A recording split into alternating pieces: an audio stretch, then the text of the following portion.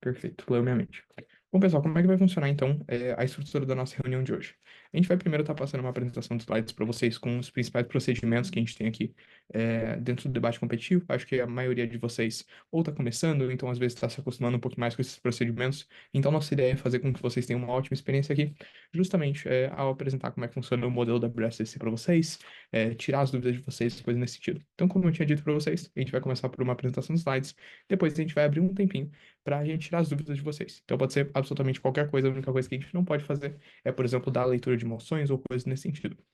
Mas bom, fora isso, qualquer coisa que seja do sentido procedimental, ou então alguma regra, eu vou estar tentando responder tudo para vocês. Se tiver alguma coisa que eu não sei responder, eu vou entrar em contato com as pessoas que saibam para a gente conseguir ajudar vocês da melhor forma. Então, vou começar a esperar minha tela logo em seguida aqui para vocês, para a gente começar a nossa apresentação.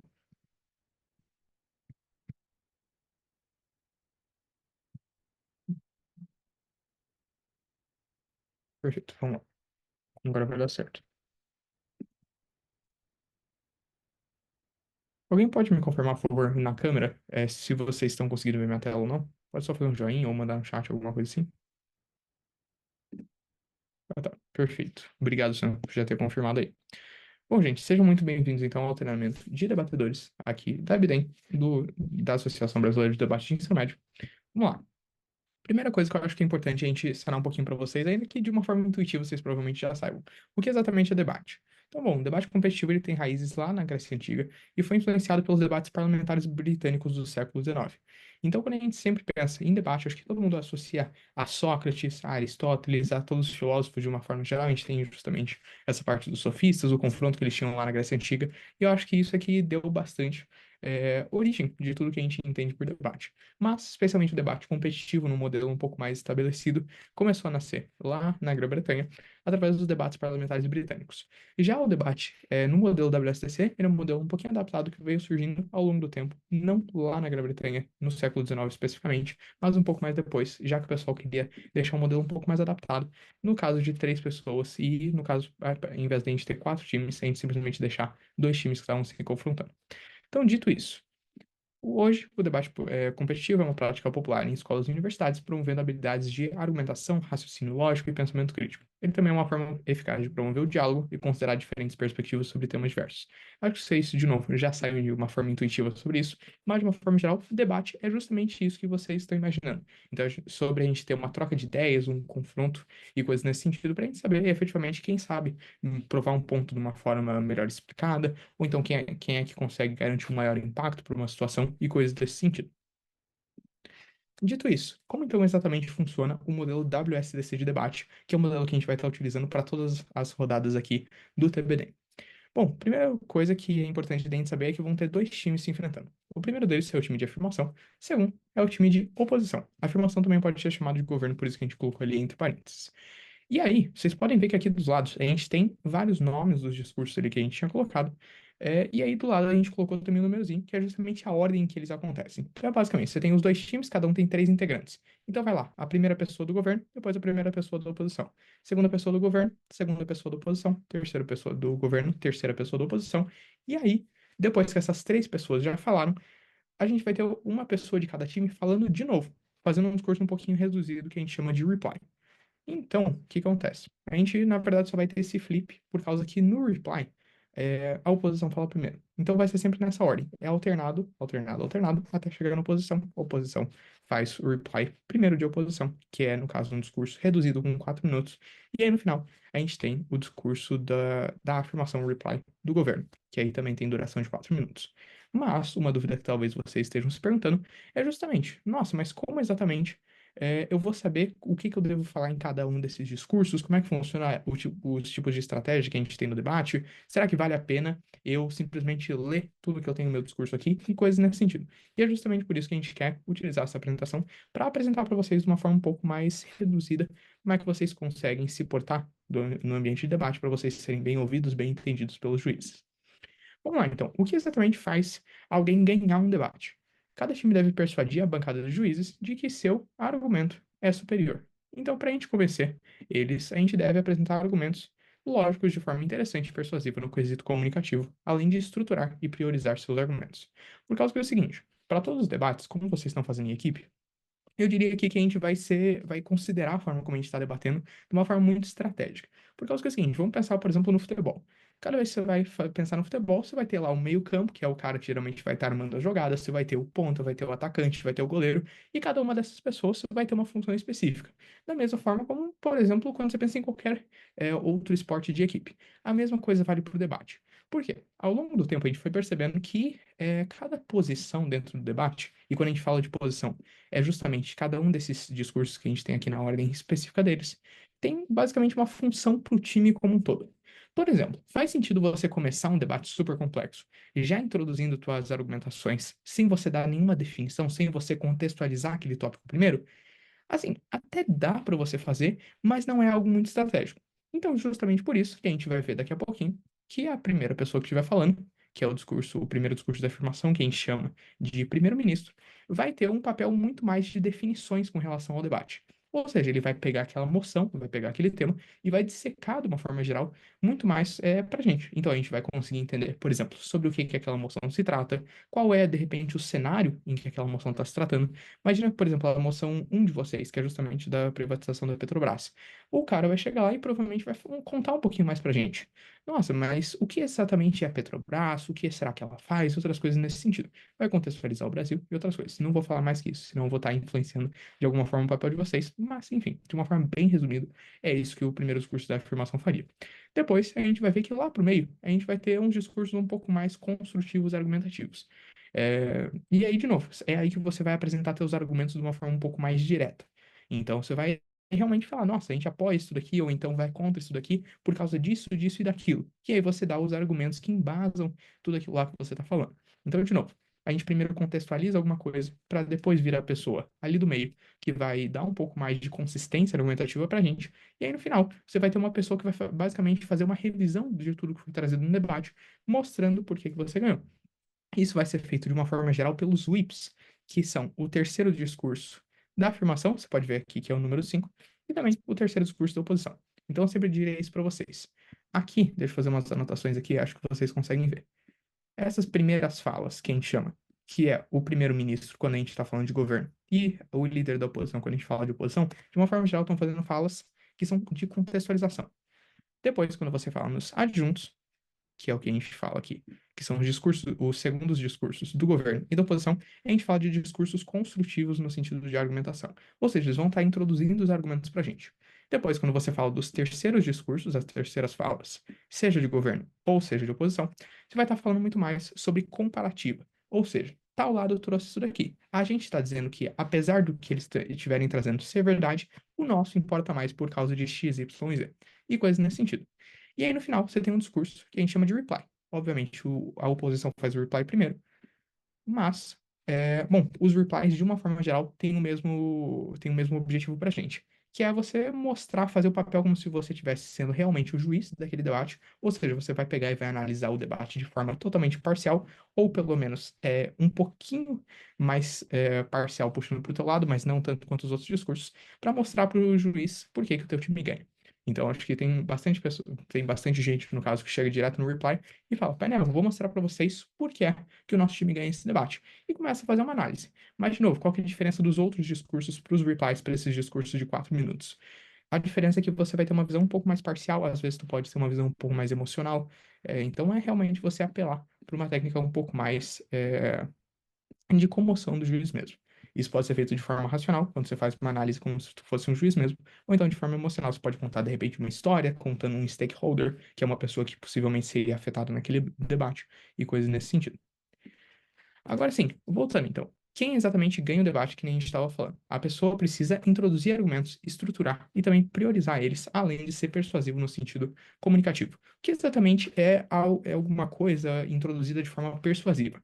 Primeiro, tu combinar tua linguagem corporal com oratória, é você falar coisas que têm sentido. Se a gente analisar, por exemplo, Aristóteles, ele no caso escreveu um livro chamado Retórica. E quando a gente fala sobre retórica, ele basicamente acaba explorando bastante sobre quais são as coisas que tornam algo persuasivo.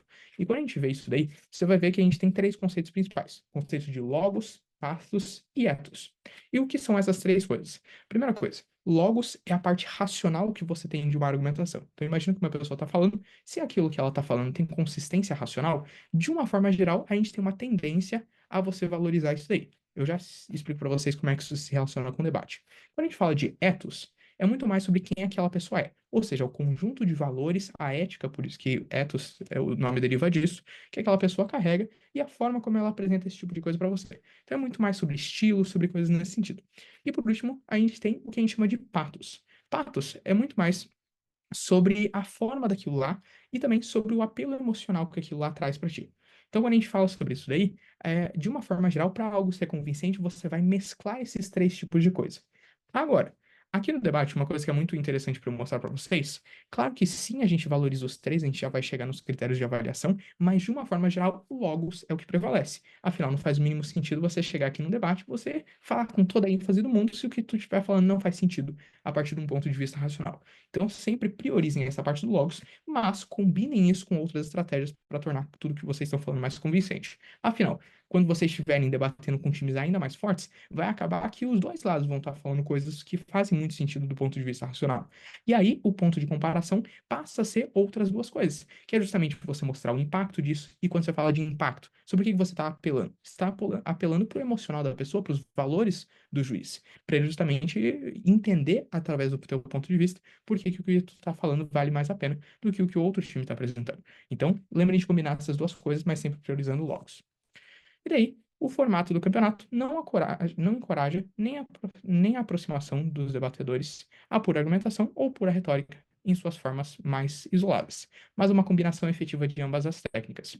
Então, como eu falei para vocês, a ideia é justamente vocês mesclarem isso daí. Pensem num triângulo equilátero. Quando a gente pensa num triângulo equilátero, é justamente sobre isso. É um triângulo que tem lados iguais, onde você tem esses três lados, etos, patos e logos, sempre se equilibrando. Então, acho que essas três coisas combinam para a gente atingir algo que a gente considera como persuasivo. Perfeito. Depois, quando a gente fala de moções, o que que a gente tem ali? A gente tem dois tipos de emoções, eu acho que de uma forma geral vocês conseguem pegar isso de uma forma mais intuitiva, afinal vocês meio que já tiveram que pegar na marra esse tipo de coisa. Mas vamos lá. O que que são emoções pronto? Emoções pronto são aquelas emoções que a gente se revela anteriormente para vocês. Ou seja, vocês têm, de uma forma geral, mais de uma hora para vocês se prepararem para elas. Por que essas emoções são legais? Porque elas possibilitam a gente a ter um tipo diferente de debate. Um tipo de debate onde, no caso, os dois times têm mais tempo de preparação. Nesse caso, vocês talvez se perguntem, nossa, mas será que o governo não tem algum tipo diferente, de abordagem da oposição? Claro que sim. O governo, de uma forma geral, se o primeiro-ministro, que é o primeiro cara a falar do debate inteiro, o cara que abre o debate, realmente quiser, ele pode chegar com o discurso dele pronto. E é, até certo ponto, incentivado que ele faça isso. Por quê? Porque se o primeiro-ministro já está chegando com um discurso totalmente estruturado, de uma forma geral, a gente entende que a estratégia da equipe inteira já consegue se basear nisso.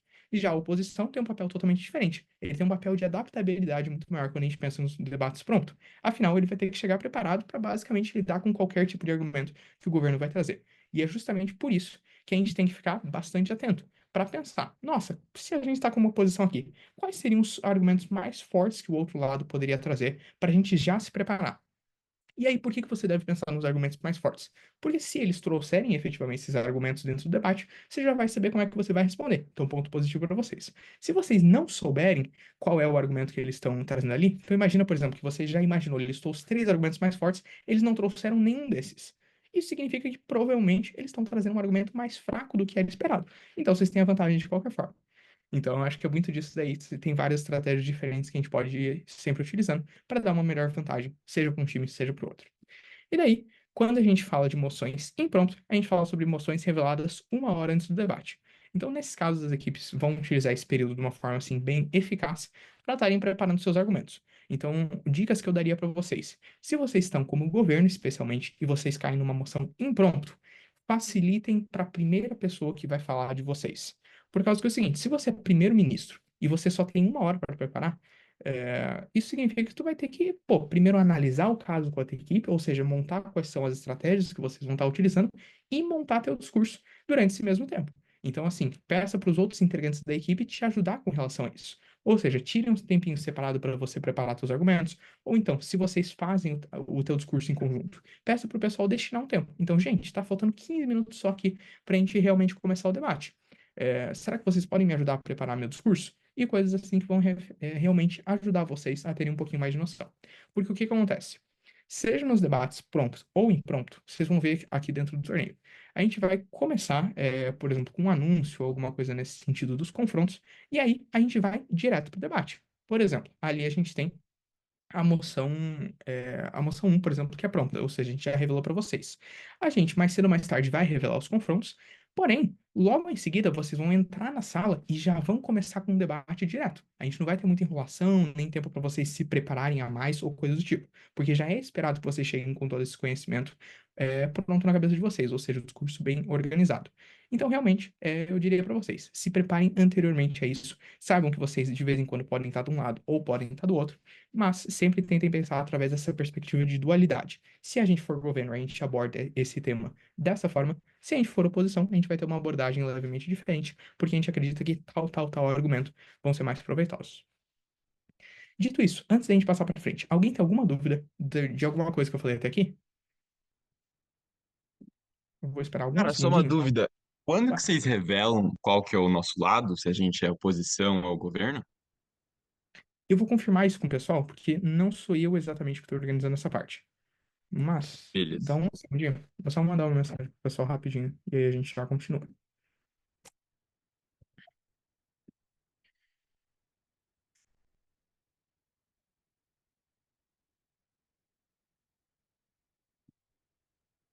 Oi, eu tenho uma pergunta.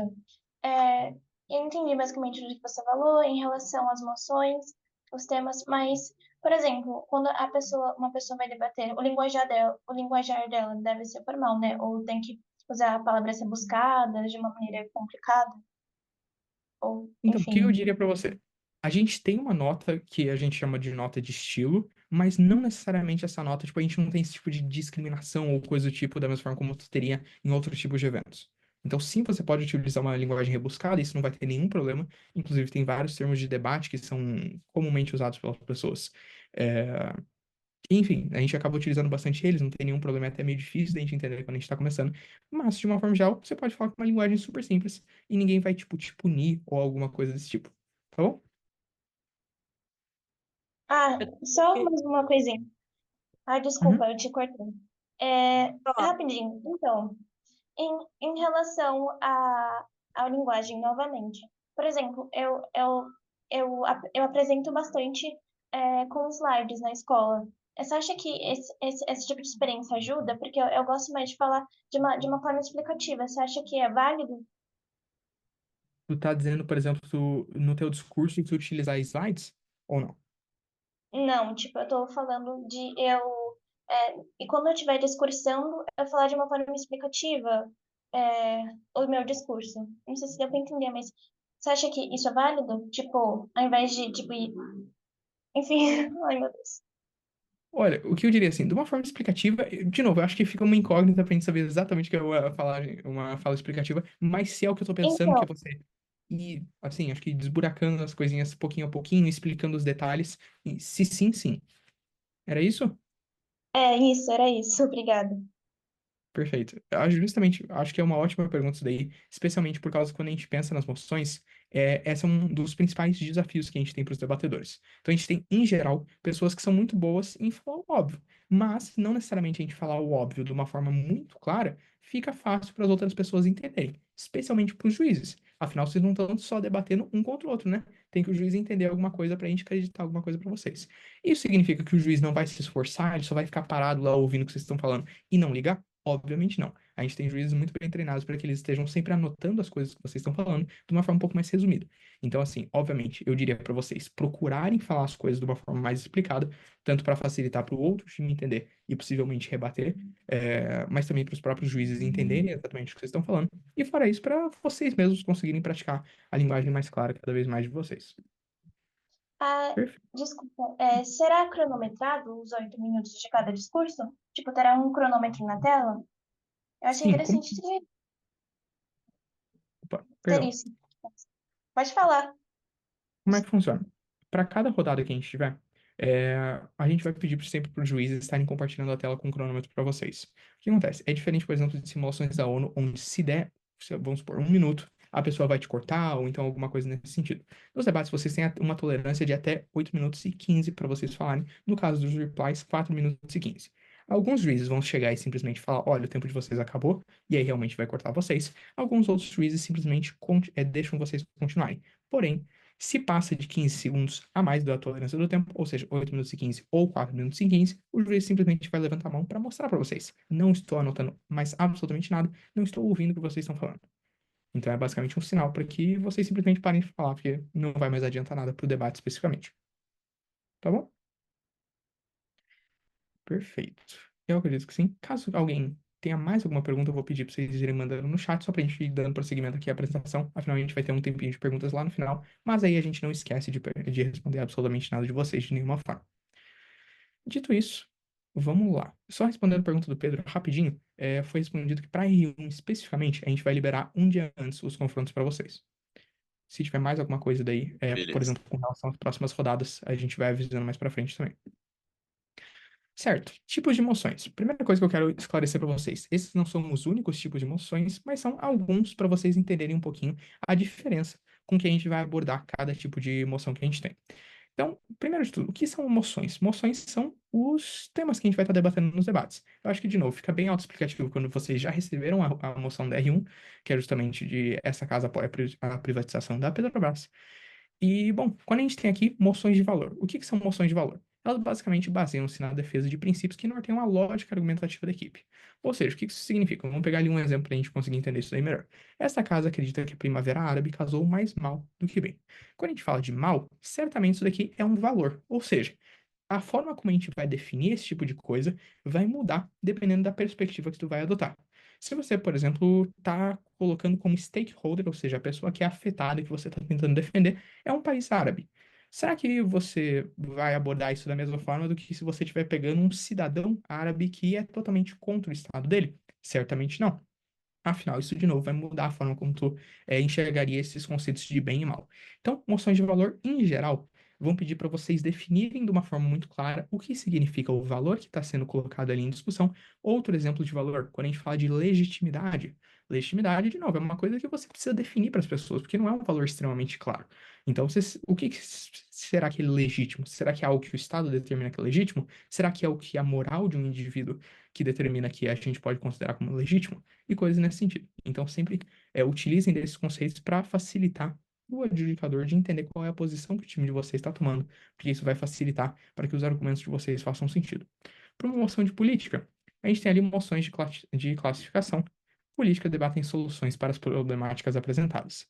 Quando a gente fala de moção de política, é basicamente o seguinte: quando você pensa na implementação de algum tipo de política pública, por exemplo, a gente tem ali, esta casa criará cotas para mulheres em cargos públicos. Ali, você tem que o governo não vai debater se isso necessariamente é bom ou ruim. A primeira coisa que o governo vai ter que olhar e vai ter que fazer para essa moção é falar: caraca, a gente vai criar isso daqui. A questão é, por quê? Porque o outro time vai olhar e vai falar para você, tá, mas por que que vocês estão criando isso daqui? A gente acha que você não deve criar isso daqui. E aí você vai ter que defender. Olha, a gente está criando isso porque isso é bom. Essa seria uma justificativa que você poderia dar. Ou então, a gente está criando isso porque a gente acha que isso é necessário. Ou seja, ainda que não seja talvez a melhor coisa do mundo, isso é uma ação necessária para que a gente, por exemplo, previna algum outro tipo de coisa que é pior do que a implementação dessas cotas. E aí você tem uma série de argumentos que você pode estar sempre utilizando. Agora, uma coisa que vocês podem ter percebido é que, de uma forma geral, nossos argumentos vão se basear em alguma coisa. Ou seja, a forma como a gente vai ter que explicar eles tem que ser de uma forma muito clara para ficar cada vez mais entendível. Eu não posso simplesmente chegar e falar para vocês: olha, a gente não apoia a criação de cotas por causa que a gente não gosta das cotas. Por quê? Porque isso, de novo, não é um valor, não é um argumento que tem valor argumentativo muito forte. Então você vai ter que nos dizer: nossa, se a gente fizer uma análise, por exemplo, da sociedade, e a gente valoriza, por exemplo, princípios como igualdade entre gêneros, será que realmente é bom você criar cotas? E aí um lado pode falar: olha, a gente acredita que as cotas vão estimular que as mulheres tenham mais participações nos cargos públicos. Outro lado poderia chegar e falar pra gente: olha, a gente concorda que igualdade de gênero é algo importante de a gente atingir, mas será que cota é a melhor forma de a gente atingir esse tipo de coisa? E aí tu vai começar a desenvolver esse tipo de coisa para você dissecar para as pessoas, para você facilitar o entendimento das pessoas, se aquela lógica faz sentido ou não, a partir do que tu está apresentando. Vamos lá. Agora a gente passa para a função específica de cada um dos membros, cada uma das posições que a gente vai ter em cada equipe. Então, aqui de novo, eu tinha falado para vocês primeiro sobre primeiras falas. O que que são primeiras falas? É basicamente a primeira pessoa que vai falar de cada time. Então, obviamente, o primeiro-ministro, que é basicamente a primeira fala do governo, vai ser a pessoa que vai falar primeiro, e o líder de oposição, que vai ser a primeira pessoa que vai falar da oposição. Então, se ali, de uma forma geral, o que que essas pessoas têm que introduzir para a gente durante seu discurso de até 8 minutos? Eles devem fazer uma introdução do caso da equipe. Então, de novo, o que que significa você fazer essa introdução do caso da equipe? Você vai dar um contexto para a gente, você vai dar definições e princípios, você vai fazer a apresentação de 1 a 2 argumentos. Por que a gente coloca 1 a 2? Isso depende da forma como vocês vão estar apresentando esse tipo de coisa para a gente. Imaginemos que a moção que a gente está debatendo é: esta casa apoiaria a implementação do Plano Real, vamos supor, em 1975. E aí você vai lá e vai justamente falar pra gente: olha, a gente entende que para a gente analisar a implementação do Plano Real, a gente precisa entender o contexto sociopolítico e também econômico do Brasil em 1975. E aí você começa a fazer uma análise de estudo que a gente chama de contexto, por isso o contexto que está ali. Você vai começar a falar algumas definições e princípios. Por exemplo, se você considera a estabilidade de um Estado como algo bom, o que em geral a gente considera, né, obviamente, você vai colocar isso como uma das definições para a gente saber que você valoriza esse tipo de coisa. Por que isso? Por causa que para o teu adjunto, ou seja, para as pessoas que estiverem falando depois de você, fazer sentido os argumentos que elas vão trazer ou coisas do tipo, de novo, você precisa dar aquela mastigadinha, você precisa dar essa introdução, dar esse contexto. Bom, e você só consegue fazer isso se a tua primeira fala fizer isso de uma forma clara. Então, acho que isso se estende para as duas pessoas, tanto para o primeiro-ministro quanto para o líder da oposição. Quando a gente fala de princípios, de novo, é aquilo lá que eu falei agora há pouco. Se você falava, por exemplo, aqui da implementação de cotas, um dos princípios que, em geral, uma equipe poderia adotar seria da igualdade de gênero. E por que que ela é boa?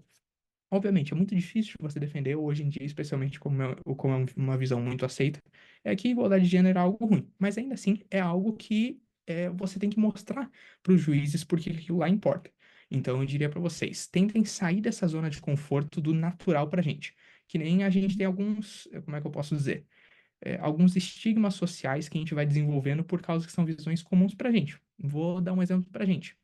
Vamos supor que você está debatendo uma moção falando que o Estado é bom. Estado, no caso, Brasil, o governo como um todo é bom. Isso hoje, para a gente, como a gente vive no Estado, é algo muito difícil de você sair dessa realidade. Mas para o debate, vocês vão ver que é um costume que vocês precisam fazer de justamente se abster dessa visão um pouco mais comum que a gente tem do mundo, para vocês imaginarem cenários diferentes, cenários onde, por exemplo, o Estado talvez não existisse de nenhuma forma, ou então um Estado totalmente presente, um Estado meio totalitário, ou alguma coisa nesse sentido, para a gente ter uma ideia um pouco mais clara de qual que é a função, quais são as consequências de você ter o Estado da forma como ele é desenvolvido atualmente, e coisas nesse sentido. Então, enfim, é bom para a gente também estimular a nossa criatividade quando a gente está fazendo alguma coisa assim. E daí? Qual que é a diferença, então, entre o primeiro-ministro e o líder de oposição quando a gente está falando algum discurso? Primeiro-ministro, não tem ninguém para ele rebater, o líder de oposição tem. Então, imaginemos que o primeiro-ministro fez o discurso dele e eu sou o líder de oposição. O que eu vou chegar? Eu vou, antes de fazer essas mesmas coisas aqui, eu vou primeiro refutar o que foi trazido pelo primeiro-ministro. Imaginemos que o primeiro-ministro fala que o plano real deve ser colocado em prática naquele mesmo momento. E aí a gente falaria, por exemplo, nossa, mas a gente acha que o plano real vai causar muitos problemas porque ele vai mudar totalmente a ordem econômica do Brasil agora. A gente entende que, olha, até daria para você implementar, mas a gente não acha que agora seja a época correta. A gente gostaria de testar outras moedas por enquanto, para a gente ver se a gente tem algum plano um pouco mais brando que consegue resolver esse tipo de situação. E aí, de novo, você está refutando aquilo lá e trazendo uma introdução do que vai ser o caso que a tua equipe vai trazer. E aí, você poderia complementar esse discurso com: bom, meu adjunto vai trazer alguns argumentos no porquê que a gente adotar uma estratégia mais branda vai facilitar com que a gente tenha uma preservação maior dos aspectos econômicos, ou então uma preservação maior do poder de compra da sociedade como um todo. Enfim, estou só fazendo argumentos aleatórios, nem pensei exatamente nessa moção, mas para mostrar para vocês justamente como que a gente poderia adotar dois lados de uma moeda, literalmente, né, porque é uma moção econômica, num debate. E daí, a gente tem então as funções dos adjuntos. Quem são os adjuntos? Segundo as pessoas que vão falar de cada equipe. Aí, o que que você vai ter que fazer? Uma coisa que no debate é muito comum, sempre que você tiver pessoas que falam antes de você, no começo da tua fala tu vai começar refutando elas, exceto naqueles discursos pequenininhos de 4 minutos. Mas para os outros isso vale como um todo. Ou seja, chegou no adjunto, você é adjunto de governo. Ou seja, tu é a pessoa, é a terceira pessoa do discurso, do debate inteiro a falar. Tu vai chegar e vai falar: olha, o nosso primeiro-ministro começou trazendo isso daqui. Eles tentaram refutar falando isso daqui, e outra coisa lá. Agora, será que isso realmente faz sentido? A gente entende que não. E é justamente a partir disso, e aí tu começa a desenvolver isso daí, e é justamente a partir disso que o nosso primeiro argumento fala que, vamos supor, a criação de cotas vai fazer com que mulheres tenham mais representatividade na nossa sociedade. E aí tu começa a elaborar e fazer uma análise do teu argumento em cima disso. Por que isso? Quando a gente fala aqui o seguinte, ó, apresentar 1 a 2 novos argumentos, não basta simplesmente você jogar esse argumento de uma forma meio crua ali no debate. Você tem que justamente nos mostrar por que aquilo lá é verdade. No caso das mulheres ou das cotas ali nos cargos públicos, você poderia falar o seguinte: olha, a gente entende que até existe uma certa competitividade no mercado de trabalho e outras coisas nesse sentido, mas a gente entende que, por exemplo, você tem mecanismos psicológicos que fazem com que a gente tenha uma estigmatização muito maior das mulheres que estão tentando entrar nesses cargos públicos. Então, por exemplo, o cara que é lá do RH, ou então você tem algum tipo de concurso, ou então alguma forma um pouco mais subjetiva de você determinar se alguém entra em algum cargo público, a gente entende que mulheres, indiretamente, por causa desse histórico que a gente teve de discriminação, hoje, ainda que elas tenham a mesma capacidade, mesmas qualidades, até mesmo, muitas vezes, um melhor currículo, um melhor perfil e mais preparação, elas ainda assim vão ser desavantajadas por mecanismos que a gente não consegue controlar, que são mecanismos irracionais. Por causa disso, a gente acredita que a única forma de você preservar isso daí vai ser através da implementação das cotas. Percebam como agora eu não estou simplesmente dizendo para você, a gente acha que isso é bom e pronto. A gente está mostrando por que essa é a única forma de você escapar desse problema. E aí, você jogou a bucha para outro time. Aí o outro time vai ter que olhar para você e falar, tipo, caraca, como é que a gente vai efetivamente lidar com esse tipo de coisa agora? E é justamente essa a graça do debate. Porque aí o outro time vai ter que, de repente, trazer um argumento totalmente novo.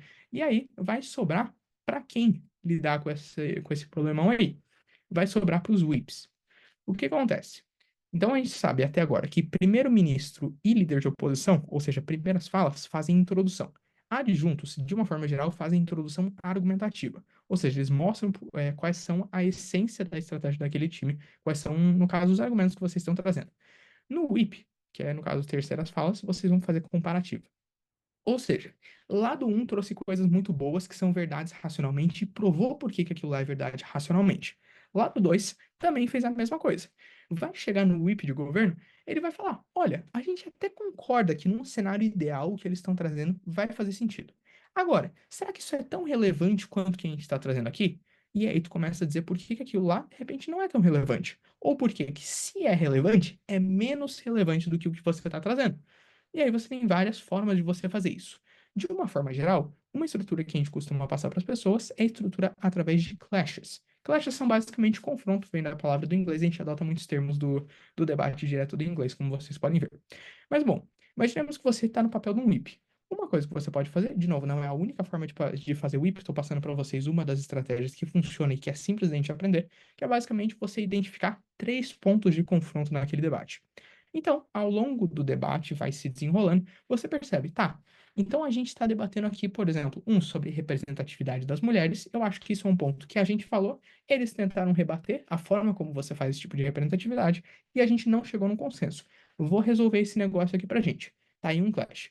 Outra coisa é você falar, por exemplo, sobre se a gente deve implementar uma lei para você garantir essa representatividade ou não. Ou seja, você colocaria, por exemplo, um clash sobre interferência do Estado. Ou seja, o nosso lado acha que deve ter interferência do Estado, o outro lado acha que não. E aí você vai identificando pontos assim para você abordar no teu discurso de whip. Aí você chegaria, painel, 3 clashes para esse debate que a gente vai resolver aqui. O primeiro deles, sobre representatividade.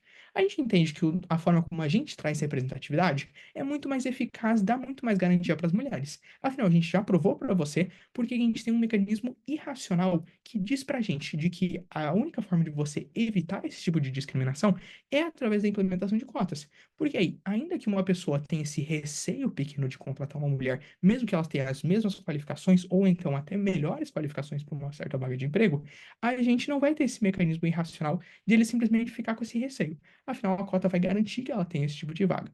Ou seja, não é simplesmente sobre você estar dando uma vaga para alguém incompetente. Muito pelo contrário, é sobre você garantir que pessoas competentes tenham acesso a esse tipo de vaga da mesma forma como você teria para homens, ou então que a gente teve para várias outras pessoas no passado. Dito isso, eu vi que o Sam mandou uma pergunta. Eu vou responder lá no finalzinho, beleza?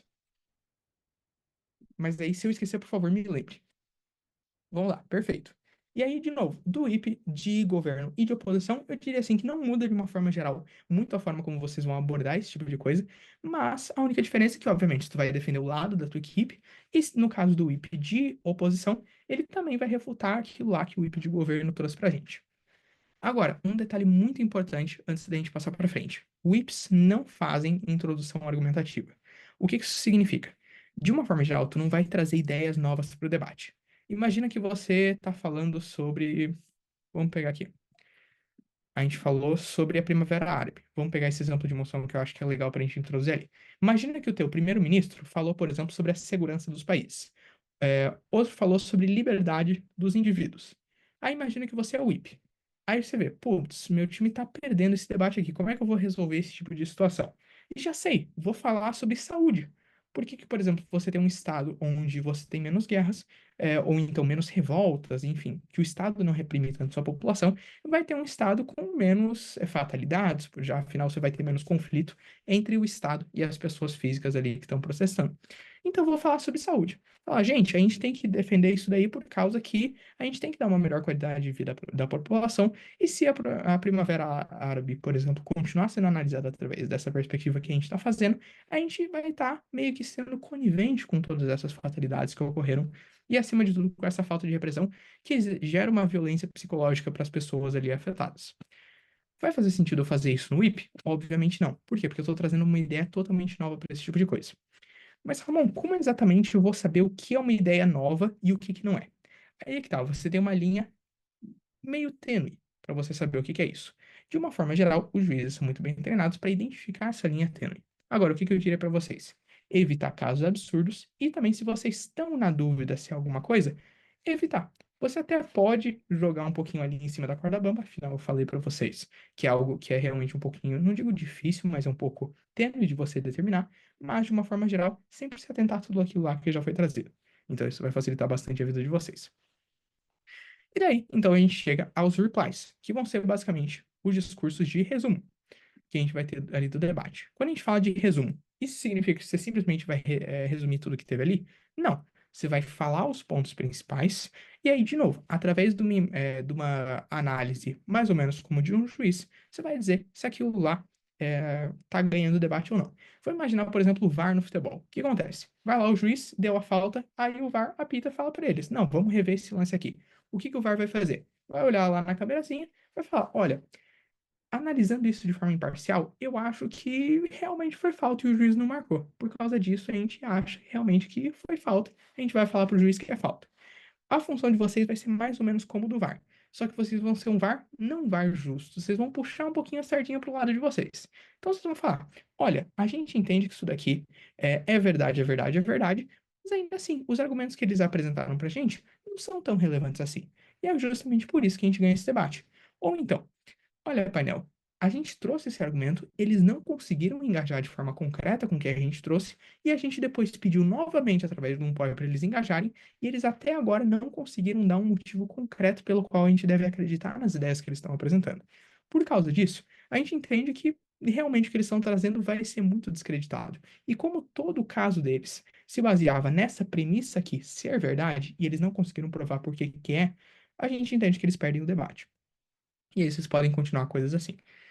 Fora isso, sobre a estrutura do reply. Ela, de novo, é bem resumido em comparação com discursos em geral, então ele vai ter 4 minutos. Vocês também podem ter estilos diferentes de replies. Tem gente que fala sobre clashes no reply quando você vai fazer esse recap, esse resumo de como foi o debate. Tem gente que às vezes conta uma historinha, resumindo de repente o principal valor que você está defendendo ali naquele debate. Imagina que, por exemplo, você está defendendo territórios indígenas. Aí você chegaria e contaria uma história. Painel, eu convido vocês a imaginar a história do índio Ricardo. Vamos imaginar que o índio se chama Ricardo, apesar de Ricardo não ser um nome indígena. E aí você começa a contar a história do índio Ricardo, que estava ali passando justamente por uma vida super tranquila, mas aí do nada chegou uma construtora e começou a declarar aquela terra como dela própria. Começou a extrair madeira de lá, começou a destruir totalmente o território do indígena e da comunidade dele. E aí tu começa a contar como é que esse cara começou a se sentir, quais foram os desafios que ele passou durante a vida dele e outras coisas nesse sentido. Tá aí uma outra forma de vocês fazerem o reply, também é válida. E aí, de novo, qual que seria a única conclusão que tu faria no final de um discurso assim? Tu falaria, a verdade é que existem milhares e milhares de índios ricardos que estão por aí hoje no Brasil sofrendo esse tipo de violentação de violência. E é justamente por causa disso, painel, que a gente está trazendo esses argumentos aqui para vocês. A não ser que o outro lado consiga provar por que esses índios não importam tanto para a gente vai entender que realmente eles não estão trazendo nenhum benefício concreto.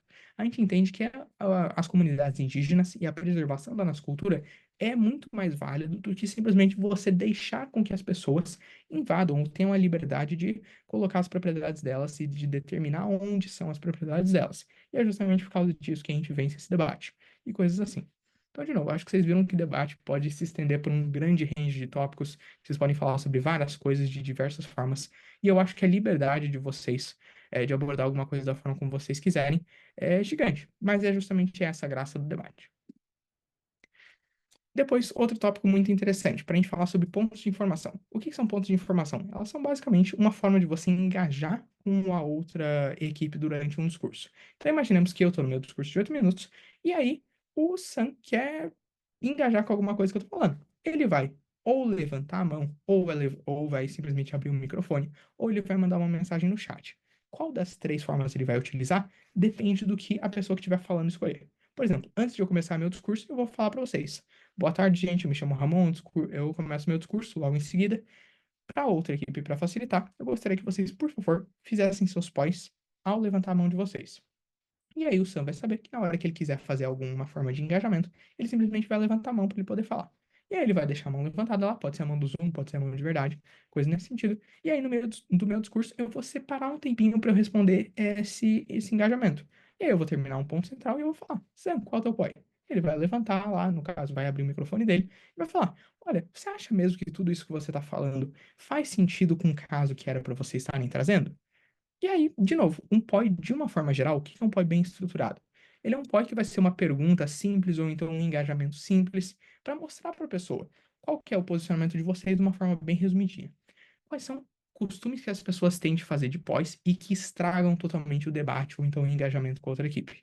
Quando uma pessoa está falando, aí você levanta a mãozinha lá para fazer POI, manda no chat, enfim, como a pessoa quiser. E aí a pessoa deixa tu fazer o POI. E aí tu começa. Cara, você já parou para analisar que lá quando a gente analisa a história, a gente vê que a gente tem esse contexto histórico, mas vocês não estão levando isso em conta quando você menciona isso daqui naquele argumento, mas ao mesmo tempo teu discurso passado falou isso. E aí o que que acontece? Você tá tomando o tempo do discurso da outra pessoa e você não tá falando nada construtivo. Então, assim, tu pode fazer isso? Pode. É estratégico? Não. Porque se passar de 15 segundos de um POI, a outra pessoa pode simplesmente falar: olha, entendi, obrigado pelo teu POI, tu não fez nenhum engajamento, tá só falando, então eu vou continuar meu discurso. Isso parece ser grosso? Às vezes, mas faz parte do regulamento do debate, a gente entende que isso é uma forma de respeito, para você não necessariamente prejudicar o tempo de discurso da outra pessoa e a estrutura da forma como ele está acontecendo. Então, enfim, se acontecer com vocês, passou de 15 segundos, vocês podem realmente interromper a pessoa. E também, se vocês estiverem fazendo POI, não passem de 15 segundos, senão a pessoa pode fazer isso com vocês. E aí vocês simplesmente descartaram a oportunidade de vocês de engajar com pós. Fora isso, como é que são feitas as avaliações de pós? Em geral, eu diria que para vocês que durante cada discurso, exceto replies não podem aceitar pós em nenhuma ocasião. Mas para os outros discursos, eu diria para vocês aceitarem um POI e não mais que um POI por discurso. Primeira coisa, para vocês aceitarem um POI, a outra equipe tem que fazer POI? Tem. Então, assim, se vocês estiverem na outra equipe, façam POIs. Procurem cada pessoa fazer pelo menos um POI por debate. Que aí vocês conseguem fazer cruzado, assim, fica bonitinho. Uma pessoa aceita um POI e outra pessoa faz um POI por debate. E aí, de novo, se tiver no discurso de vocês, aceitem um POI, por quê? Para dar a chance da outra equipe engajar com aquilo lá que vocês estão falando e não aceitem mais que um POI, porque senão vai atrapalhar a estrutura do discurso de vocês. Um adjunto jamais vai conseguir refutar tudo, introduzir a argumentação, mostrar por que essa argumentação é relevante, depois responder um montão de POI, continuar com o segundo argumento que ele está introduzindo e coisas nesse sentido. E é justamente por isso que a gente tem que ter bastante cuidado com o nosso tempo. Eu sei que 8 minutos pode parecer uma eternidade quando a gente está começando, mas não é depois que a gente entende bastante das funções de cada posição. Então tomem bastante cuidado com esse tipo de coisa. E aí, por último, a gente tem também o tempo protegido. O que que é o tempo protegido? Ele não vale só para pós, mas em geral ele serve para a gente saber quando que a gente pode fazer pós. Todos os discursos iniciais lá, as 6 primeiras, no caso, os 6 primeiros discursos, vocês têm discurso de 8 minutos. O que acontece? Entre o início do discurso de vocês e antes de dar 1 minuto, vocês não podem fazer pós para outra pessoa. Ou seja, a gente chama de tempo protegido. Entre 0 e 1 minuto e entre 7 e 8 minutos. Ou seja, a pessoa que está discursando, ela tem 1 minuto reservado antes dela poder receber qualquer tipo de pós, e ela também tem 1 minuto reservado no finalzinho, para ela conseguir concluir o discurso dela de alguma forma. Então, só para vocês saberem, se vocês levantarem a mãozinha em algum momento, a pessoa pode simplesmente ignorar vocês, ela não vai ser prejudicada se acontecer alguma coisa assim, porque ela está dentro do procedimento. Agora, e se eu levantei a mão errado e a pessoa aceitou meu POI? Será que eu devo fazer o POI? Aí é que tá. Se você fizer, tu vai perder ponto. Se ela aceitar, no caso, imagina que tu levantou a tua mão, e ela também aceitar, pode fazer o POI. Aí os dois perdem. Então, assim, dá na mesma. Não acho que seja uma estratégia boa, mas, enfim, sabe, vale a pena vocês saberem, caso às vezes seja algum caso de, nossa, eu vou perder muito debate se eu não fizer esse POI essencial. Mas saibam sempre que o juiz também vai estar olhando o debate com um olhar mais crítico. Então, provavelmente, a visão que vocês têm, ele também vai ter, se for algo muito gritante assim. Às vezes não vale a pena vocês simplesmente ferrarem de alguma forma com a nota de vocês por causa de alguma coisa assim. Bom, dito isso, vamos lá, já falamos de avaliações de pós, tempo protegido. Outra coisa sobre esse tempo protegido. Quando der 1 minuto do discurso de vocês, a gente vai ter uma forma de mostrar isso para vocês. Alguns juízes, e aí de novo, vocês têm que prestar atenção para saber o que que o juiz vai fazer. Alguns juízes simplesmente mandam no chat uma mensagenzinha, 1 minuto, que nem eu mandei agora. E aí, quando dá 7 minutos, ele manda lá 7 minutos. Alguns juízes, às vezes, têm um sinalzinho. A gente tem, por exemplo, um aplicativo de cronômetro de tempo de debate. E aí eles soltam um sininho, mais ou menos como um alarmezinho, assim, só para vocês saberem quanto que dá 1 minuto, quanto que dá 7 minutos. Para, por exemplo, se vocês estiverem discursando, vocês saberem quanto tempo vocês têm restantes. Alguns juízes simplesmente, às vezes, não vão cronometrar e vão falar: olha, gente, cronometrem o discurso de vocês. No caso, quando eu falo eles não vão cronometrar, eles não vão cronometrar publicamente. Mas, obviamente, todos os juízes têm o celularzinho ali, onde eles cronometram as informações. E aí, de novo, eles vão às vezes dar uma batida na mesa quando são debates presenciais, às vezes eles mandam mensagem, tem um sino, alguma coisinha assim para avisar vocês de uma forma ou de outra. Então, assim, se isso serve para vocês se orientarem com relação ao tempo de vocês. E depois, como provar um argumento nos debates, aqui eu acho que a gente já falou de uma forma bem tranquila aqui, de novo, vou passar super rápido para vocês. O que são os argumentos nos debates? São justamente as formas de a gente introduzir o que a gente chama de mecanismos. Então, quando a gente fala sobre como provar um argumento efetivamente, a gente vai dividir ele da seguinte forma. Você vai ter claim, análise e garantias. O que que são, no caso, o que que é claim? Vamos começar pelo comecinho. Claim é basicamente uma frase meio subjetiva que tu fala antes de você introduzir um argumento. Então, quando você fala, por exemplo, que a Primavera Árabe gerou mal-estar para a população. Será que isso é uma claim disputível? É disputável? Certamente sim, por causa que o outro lado vai simplesmente falar, ó, a gente não concorda com isso daqui não. E aí você vai ter que meio que provar pra gente por que que o que você tá falando é verdade. Da mesma forma como, por exemplo, quando você tá na aula de filosofia, vocês provavelmente já viram às vezes o professor tá falando, olha, tal filósofo disse que isso daqui é verdade. Mas e o outro filósofo que disse que isso é totalmente mentira? Como é que a gente sabe em quem acreditar? Aí é que tá. No debate não necessariamente tem uma resposta definitiva para tudo. Ou seja, tudo é válido desde que vocês mostrem para as pessoas que estão ouvindo vocês por que que o que vocês estão falando é verdade. Vamos supor que a gente está pegando aquele debate da Grécia antiga lá, onde a gente tinha o Heráclito de Éfeso, que falava que tudo era mutável. E a gente tinha também, acho que era o Parmênides, se não me falha a memória, que falava que absolutamente nada era mutável. E aí você tem, tá, mas qual que é a verdade? A gente tinha lá o Parmênides falando que se você pegasse, por exemplo, um objeto se movendo, você poderia dividir ele numa série de imagens estáticas. Hoje, por exemplo, quando você pega um vídeo, o que que é um vídeo? Você tem lá, por exemplo, 20 frames por segundo. Você tem 20 fotos. Se você analisa uma foto per si, só aquela foto, ela não está se mexendo. Se você analisa duas fotos separadamente, elas também não estão se mexendo. Mas por que então, quando você analisa 20, elas parecem que estão se mexendo? Exato, ela parece, mas ela não necessariamente está se mexendo. Era isso que o Parmênides dizia. Agora, como é que a gente aplica esse argumento do Parmênides para vocês entenderem exatamente o que são esses mecanismos, essa claim, análise e garantias? Claim seria exatamente o Parmênides falando. Nosso argumento 1 é: nada é mutável. Essa claim é, de novo, é uma afirmação disputável que ele está falando para a gente. Da mesma forma, você pode falar: cotas gerariam mais benefícios do que malefícios para a inserção das mulheres no mercado, no setor público. De novo, isso é uma claim que é disputável, o outro time pode olhar e falar: a gente não concorda com isso, mas se você mostrar por que você enxerga essa coisa da forma como você enxerga, fica muito mais acreditável. Voltando para o Parmênides, como é que a gente sabe qual que é a análise? A análise é esse meio do caminho que eu expliquei para vocês. É você, por exemplo, utilizar uma analogia, é você explicar qual que é a coisa, a série de ações, a série de pensamentos que orienta tudo aquilo lá que você está pensando e coisas nesse sentido. Então, quando eu disse para vocês que quando você analisa um vídeo, ele nada mais é do que uma série de imagens estáticas, eu estou dizendo para vocês que, olha, quando a gente pensa que nada é mutável, faz sentido. Por que que faz sentido? Por causa dessa explicação que eu disse para vocês. Então, o movimento não é verdadeiramente movimento, é somente uma ilusão. E aí, essa é a nossa análise. E aí, as garantias. Quais seriam as garantias? Basicamente, é você meio que provar por que isso é verdade. Quando você fala de algo que é muito exato, por exemplo, se você está falando de um dado estatístico, é muito difícil de você falar desse tipo de garantia, de você disputar esse tipo de garantia. Agora, elas são especialmente interessantes quando você fala de ciências humanas, ou quando você fala de coisas que são um pouco mais subjetivas. Por exemplo, quando você está falando de emoções de valor, ou então sobre emoções de policy. Vamos voltar lá para a emoção de policy rapidinho ali que a gente tinha ali. Então, essa casa criaria cotas para mulheres para os cargos públicos. Então, quando você fala sobre isso, você entende que às vezes acaba sendo muito disputável você saber efetivamente se as cotas eram boas ou ruins para as mulheres.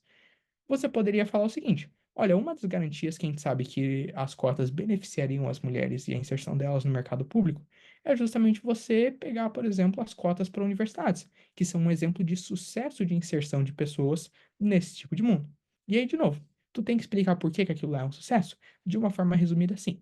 Então, assim, tudo no debate vocês vão vendo que a gente tem que explicar, explicar, explicar as coisas. E por isso que vocês têm tanto tempo para vocês falarem sobre o que vocês devem falar. Dito isso, acho que a gente pode passar para frente com relação a isso. Vamos lá, critérios de avaliação que a gente tem. A gente tem conteúdo, estilo oratória e estratégia. Conteúdo é basicamente a essência argumentativa que vocês têm. Quando eu falei lá do Aristóteles, eu falei de ethos, patos e logos. Isso daqui é o logos.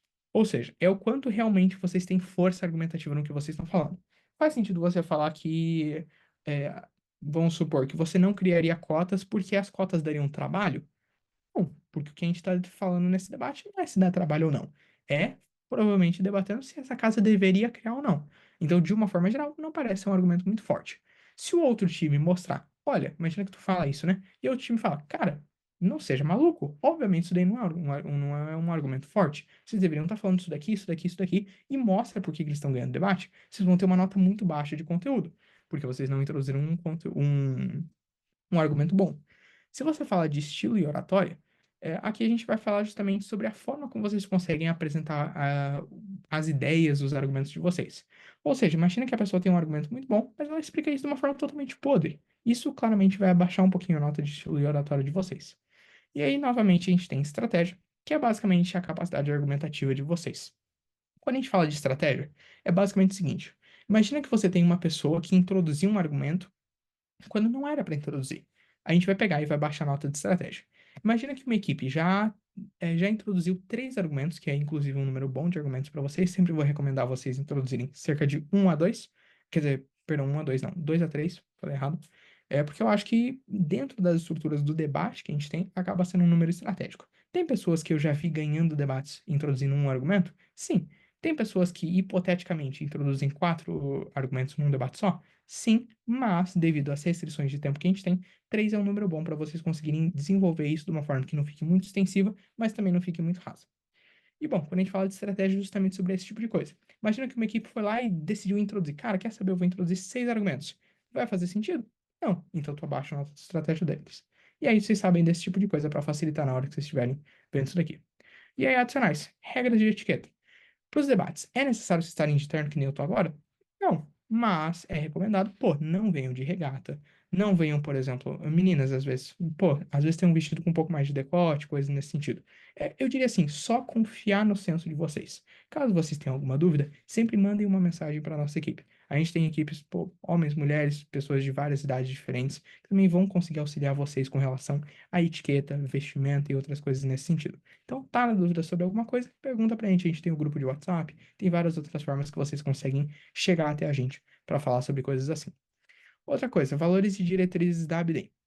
Aqui, novamente, a gente vai falar rapidamente sobre pesquisa, por causa do seguinte: nos campeonatos de debate que a gente tem as diretrizes da seguinte forma com relação à pesquisa.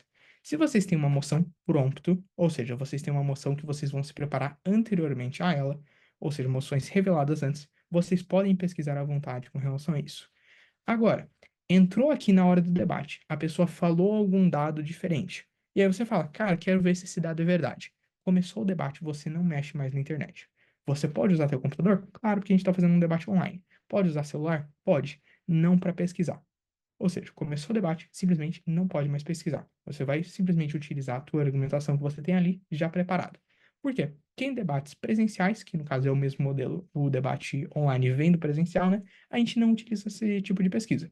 Então, de novo, se vocês fizerem isso em algum momento e alguém perceber, porque claramente, né? Primeiro, a gente conta na ética de cada um de vocês para isso, mas se a gente descobrir em algum momento, vocês podem, às vezes, perder a rodada, porque a gente não sabe até que ponto isso afetou o resultado do debate ou então, em alguns casos mais sérios até, vocês podem ter suspensão do torneio, coisas nesse sentido. Então, assim, moral da história, não pesquisem se vocês estiverem já dentro do debate. Mas, Ramon, você só falou de moções que já são preparadas. E nas moções que são reveladas na hora? Nenhuma pesquisa. Então, por exemplo, a gente falou sobre alguma coisa, se vocês precisarem ter algum conhecimento prévio para aquilo lá, a gente vai colocar um infoslide. O que é um infoslide? Moção é o tema. Infoslide é basicamente uma pequena explicação sobre aquele tema. Então, imagina que você fala sobre, sei lá, algum termo de biologia. Aí você vai lá e explica o que que é a mitocôndria. Por quê? Porque tem algumas pessoas que, apesar de mitocôndria ser um termo relativamente comum entre as pessoas, tem algumas pessoas que não sabem. Então, para a gente não simplesmente ganhar o debate por quem conhece mais conteúdo, a gente coloca esse tipo de explicação para deixar um pouco mais justo esse tipo de coisa para os dois lados e garantir que todo mundo sabe sobre o que a gente está debatendo. Mas, de novo, fora isso, não pesquisem, senão vocês vão, mais cedo ou mais tarde, quebrar a cara com esse tipo de coisa. Depois, termos de acordo, vai dessas mesmas diretrizes que a gente falou, a gente sempre preza pelo respeito entre as pessoas. Alguém falou alguma coisa pra vocês que vocês não gostaram, a gente tem um comitê de ética onde vocês podem reportar esse tipo de coisa pra gente. De novo, dependendo do tipo de situação, a gente pode, desde os casos mais leves, às vezes chamar a pessoa para conversar. A gente pode simplesmente entender essa situação e procurar melhorar isso das próximas vezes. A gente pode, enfim, se for uma situação muito séria, vocês sabem que a gente pode tomar o tipo de ação que a gente julgar necessário. E é justamente por isso que a gente tem um comitê inteiro aqui de pessoas para ajudar vocês com esse tipo de coisa. A gente também não apoia nenhum tipo de discriminação, seja de cor, religião, preferência sexual, quaisquer coisas nesse sentido. Eu sei que é algo extremamente básico da gente falar coisas assim, mas é sempre importante a gente mencionar que aqui a gente está num ambiente com pessoas de diversas regiões, diversos backgrounds, diversas preferências, então é muito sobre como que a gente consegue conviver e manter regras para a gente conseguir ter um bom aproveitamento do torneio como um todo. E por último, sobre a missão de acessibilidade da Bidem aqui no Brasil. Como vocês sabem, nosso foco é sempre estar espalhando essa mensagem do debate para cada vez mais pessoas no Brasil. Então, pô, para os próximos debates, chamem amigos de vocês da escola, se tornem membros da staff aqui do Abdem, contribuam para essa mensagem. Eu acho que de uma forma geral, esse é o principal pedido que eu posso fazer para vocês. Vocês provavelmente vão ter uma experiência excelente aqui com o torneio. Caso vocês não tenham, por favor, deixem a gente saber do que vocês não gostaram de alguma forma, para a gente conseguir estar sempre melhorando. Bom, acho que, acima de tudo, lembrem que o debate é um privilégio para vocês que estão aqui. Hoje tem pouquíssimas pessoas no Brasil que efetivamente já tiveram contato com o debate. Eu, particularmente, posso dizer que o debate mudou a minha vida. Eu tenho certeza que vai mudar a vida de vocês também. Então, não sejam aquelas pessoas egoístinhas de conhecimento. Deem conhecimento para as outras pessoas também, espalhem essas ideias. Afinal, oportunidade é sempre bom para deixar a vida das pessoas melhores. E daí, para a gente lembrar, a gente vai estar sempre usando o modelo do WSDC e objetivos de cada equipe. Quando a gente fala de estruturação argumentativa e mecanismos de prova, só lembrar, vocês precisam explicar tudo o que vocês estão falando, então não simplesmente joguem informações. Pontos de informação e critérios de avaliação servem para vocês engajarem com as pessoas, critérios de avaliação, para a gente julgar quem vai efetivamente ganhar o debate ou não e dar as notas individuais. E também, caso vocês tenham alguma dúvida, a gente tem também mais informações no nosso regulamento. E agora, então, a gente passa para a sessão de perguntas. Vamos lá. Antes de eu abrir, no caso, para vocês fazerem perguntas pelo microfone, eu vou só fazer o seguinte. Eu tô voltando aqui algumas mensagens. Se eu não me engano, o Sam era a pessoa que tinha mandado perguntas ali. Vamos lá. Tô lendo aqui também para o pessoal da gravação. Assim como para em casos de jornais e ambientes de comunicação, nesse modelo também é um problema o sotaque de pessoas. Com sotaque, tu quer dizer, por exemplo, eu tenho sotaque do sul, tenho sotaque do nordeste, coisas nesse sentido? Não, de novo, a gente não tem absolutamente nenhum tipo de discriminação, inclusive é algo totalmente comum, especialmente quando a gente analisa os torneios lá fora. Tu pega, no caso, torneios em inglês são padronizados, né? Justamente pra gente conseguir ter uma maior acessibilidade. Se vocês pegarem, por exemplo, o Mundial de Debates, as pessoas têm um sotaque muito carregado. Mas, de novo, isso não importa absolutamente nada com a forma como a gente interpreta esse tipo de coisa. Então, aqui é muito mais sobre a densidade argumentativa. E, na verdade, se vocês virem algum juiz julgando errado esse tipo de coisa, por favor, me avisem, porque a gente vai dar uma puxada de orelha na pessoa na hora, porque, obviamente, não é sobre isso o debate. Se fosse sobre isso, não se chamaria debate, né? Aí a gente tá virando, o que? Discriminação? Não sei nem como é que chama. Vamos lá, próxima pergunta. Nesse tipo de debate, é comum nos discursos fazer perguntas, solicitar definições ou algo nessa linha de provocação a outra equipe? De novo, tu pode fazer isso através dos POIs. Um tipo de POI que a gente não recomenda. É, assim, só um parênteses rapidinho. Nenhum tipo de ofensa pessoal é considerado aceitável. Então, por exemplo, imagina que a pessoa que está falando está um pouco nervosa. Ela começa, por exemplo, a fazer algum. Por exemplo, ela começa a colocar a mão no rosto, fica meio que coçando a cabeça, alguma coisa assim. Se você pontuar a linguagem corporal de alguma pessoa, o juiz vai olhar para aquilo lá, primeiro, ele vai ficar extremamente bravo com você, porque isso não é a conduta que a gente vai ter dentro do debate. E segundo, você está simplesmente gastando pó e tempo de discurso da outra pessoa para falar algo que não tem densidade argumentativa nenhuma. Então eu diria muito isso. Se foquem somente na densidade argumentativa. Sim, estilo faz diferença para quem está falando e coisas nesse sentido, mas jamais vai ser o centro daquilo lá. Beleza? Ficou respondida essa pergunta? Tá, beleza. Já vou abrir ali para Yasmin e para Sara fazer perguntas. Eu estou respondendo ali a série de perguntas do Sam. Outra pergunta que estou pensando, refletindo o modelo, é se tudo acontece um após o outro. Ou seja, termina o tempo de uma equipe, a próxima já entra falando, ou seja, não há interrupções nem falas externas de intervalo entre as mudanças de discurso. Exato. Como que funciona a comunicação inter-equipe? Vocês podem, por exemplo, durante o debate, mandar mensagens privadas para vocês mesmos. Então, por exemplo, vocês podem ir ali no Zoom, vai lá, seleciona para quem vocês querem mandar mensagem e manda para o companheiro de equipe. Exemplo. Cara, a gente esqueceu de falar sobre esse tipo de coisa. Tu pode responder esse argumento aqui que a outra equipe fez e coisas nesse sentido. Ou vocês podem falar pelo WhatsApp, ou seja, por fontes externas. O que não é recomendado que vocês façam. Por exemplo, não deixa a câmera aberta e aí, enquanto a pessoa estiver falando, tá você gravando um áudio no WhatsApp pro outro ou alguma coisa nesse sentido. Também, em nenhuma hipótese, mande mensagem pro juiz falando sobre qualquer coisa do debate que não seja extremamente necessário. Por exemplo, tu não vai falar, olha, juiz, você viu que eles falaram tal tipo de coisa ou coisa do tipo. Você simplesmente vai ficar ali só falando com a tua equipe. O juiz também não vai interagir com nenhuma de vocês duas no sentido privado. Ele simplesmente, por exemplo, o primeiro-ministro falou. Aí o juiz vai falar, muito obrigado pelo excelentíssimo discurso. Agora a gente gostaria de passar para a fala do líder de oposição. Agora, assim que estiver pronto, vai estar reconhecido por até 8 minutos. E aí ele pode falar, por exemplo, por favor, especifique como é que você quer seus pós e coisas nesse sentido. Mas não mais que isso. E também o juiz provavelmente não vai interromper vocês no meio do discurso, a não ser que aconteça alguma coisa muito grave. Por exemplo, às vezes a internet falhou, alguma coisa nesse sentido. E aí, cada caso é um caso, não tem como a gente dar uma diretriz geral, a não ser de que a gente vai fazer o possível para não interromper tanto vocês. É necessário debater com a câmera aberta? Não, mas é recomendado, especialmente na hora que vocês estiverem falando. Eu sou uma pessoa que advoca bastante para que vocês sempre estejam de câmera ligada, afinal, acho que a interatividade de vocês é muito maior, mas em geral é super comum. Por exemplo, tá na sala de debate, tá todo mundo com a câmera fechada, menos a pessoa que tá falando. Também, se em algum momento o juiz que estiver julgando vocês estiver com a câmera fechada, não é um problema, vocês não precisam chegar pra gente, por exemplo, nossa, tá, o juiz não abriu a câmera. Às vezes não é nada pessoal, só que o juiz tá anotando bastante as coisas, e aí ele, enfim, tá numa posição que é um pouco desconfortável ele estar com a câmera aberta. Vamos lá. Antes de dar prosseguimento às perguntas ali do chat, vou pedir para Yasmin fazer a pergunta dela. Todo mundo me escuta? Sim. Eu fiquei com uma dúvida sobre o POI. Quando você disse que eu posso optar em não, exemplo, eu respondi um POI já feito pelo outro discurso, pelo outro lado, e aí ele fez outro POI, mas eu opto por não responder. Isso influencia no resultado que o juiz pode propor? Falar assim, ah, não, ela não respondeu 2 POIs, ou ah, respondeu todos. Isso influencia alguma coisa? Então, o que acontece? Eu diria pra você, se você não quer responder algum POI, simplesmente não aceite. Se você pede pra pessoa falar o POI, ela faz o POI e você fala, tipo, não quero responder. Vai ficar com a impressão e todo mundo vai saber, na verdade, que tu não soube responder. Então, qual seria o meu conselho pra você? Se tu sente, por exemplo, que isso vai te atrapalhar de alguma forma, simplesmente não aceite. Tu vai perder ponto? Vai, se você não tiver aceitado nenhum. Mais coisas assim. E, e bom, acho que o resto da tua pergunta era. Bom, acho que era basicamente isso, né? Se tu Tá deve certo, responder, não tem problema. Então, bom, era isso mesmo. excelente. Obrigada. Por nada. E agora vamos passar para a pergunta da Sara.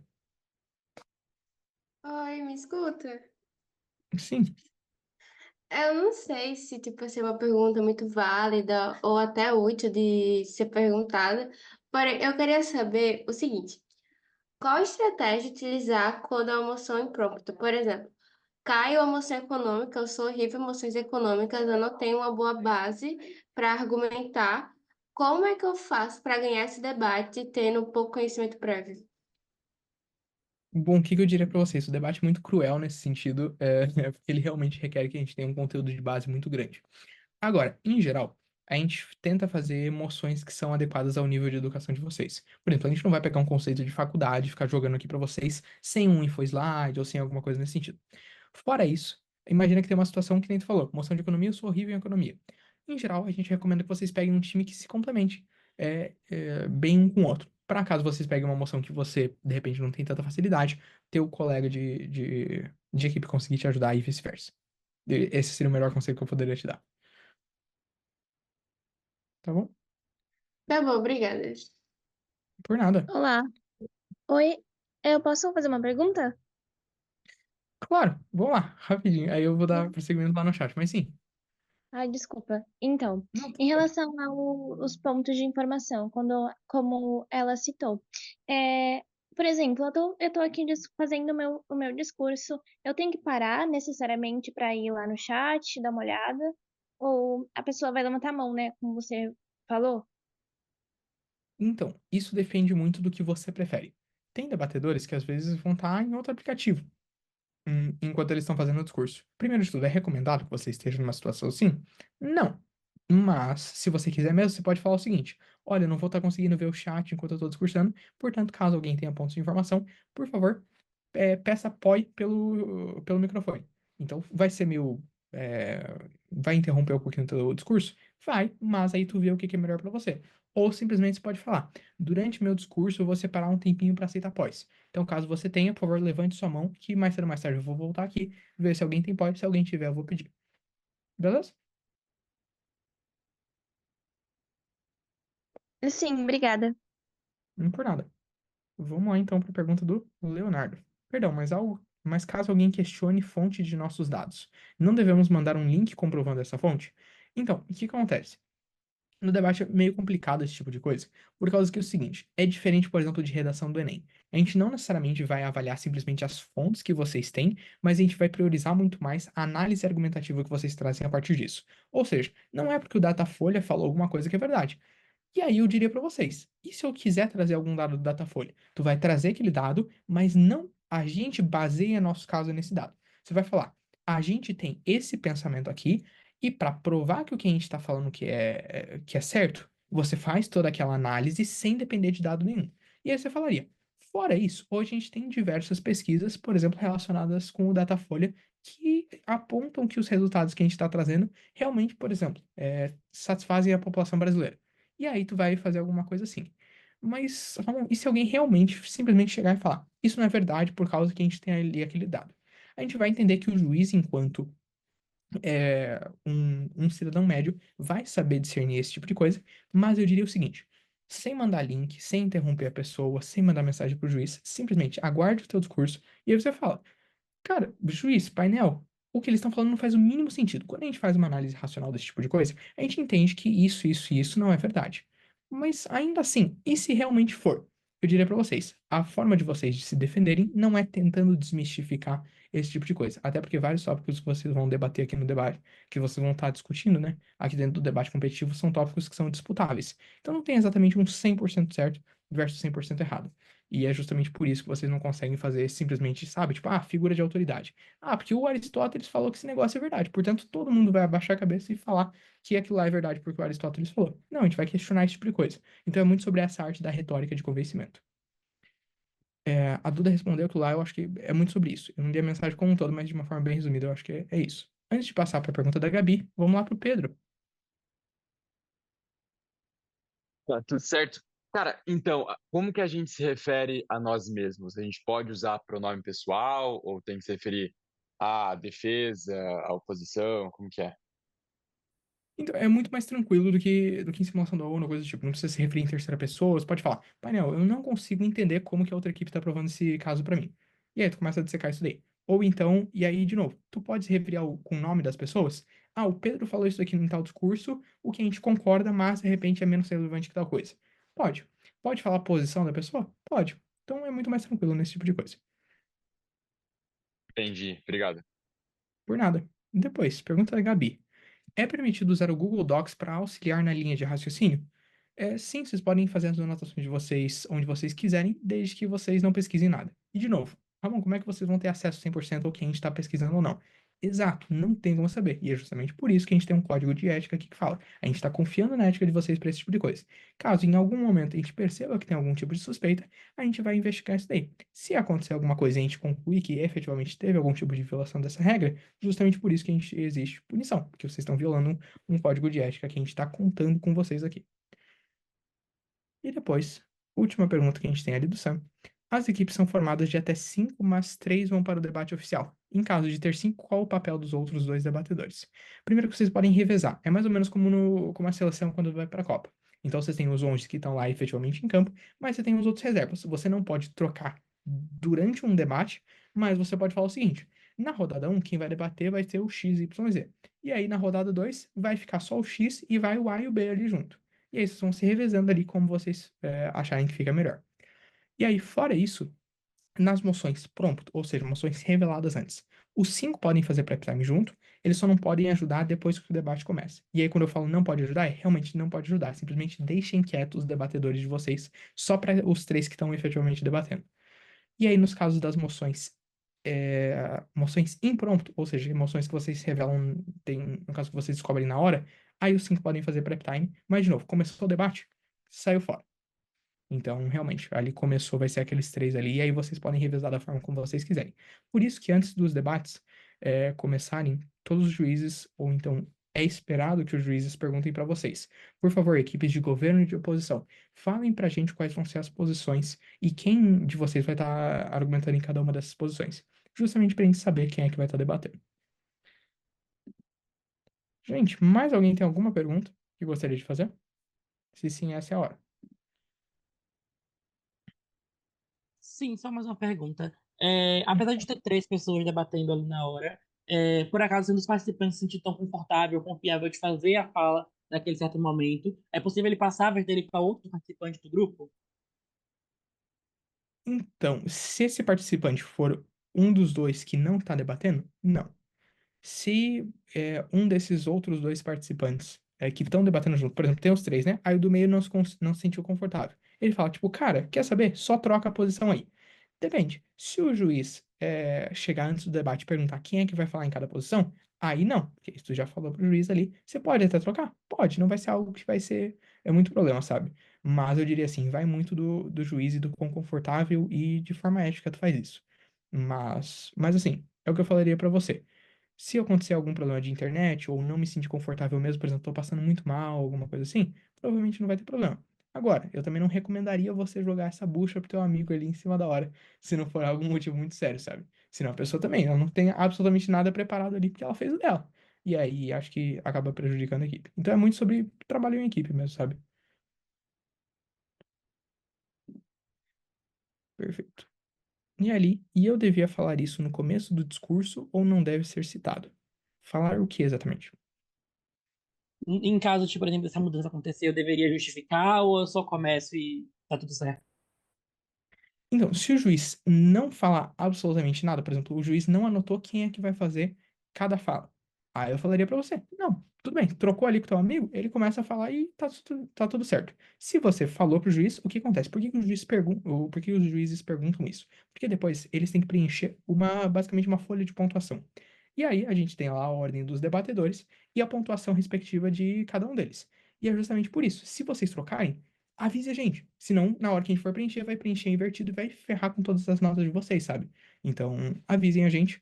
E aí, eu diria basicamente isso. Mas problema mesmo, eu diria que não tem. Bom, pessoal, eu imagino então que esteja todas as dúvidas sanadas. Caso mais alguém tenha mais alguma pergunta, é só levanta a mão também, enquanto a gente está fazendo aqui o encerramento, que não vai ter nenhum problema. E aí, então, gostaria simplesmente de passar para o nosso slide final, para que a gente desejasse uma ótima experiência a todos vocês. Vai ser um prazer estar recebendo aqui vocês no nosso próximo TBD. Espero que todos vocês tenham uma ótima experiência aqui com a gente, que vocês gostem dos debates que a gente tem em nossas redes sociais. Eu acho que, de uma forma geral, é muito mais para vocês saberem por onde vocês conseguem achar a gente. A gente também pode estar sempre respondendo vocês pelo WhatsApp e coisas nesse sentido. Então, acho que o principal é realmente isso, sabe? A gente tá querendo dar uma boa experiência para vocês. Então, tô inseguro com relação a qualquer coisa? Falem com a gente. Eu acho que essa é a melhor forma de a gente conseguir estar sempre auxiliando vocês. E, bom, eu sei também que debate é algo que não é tão disseminado.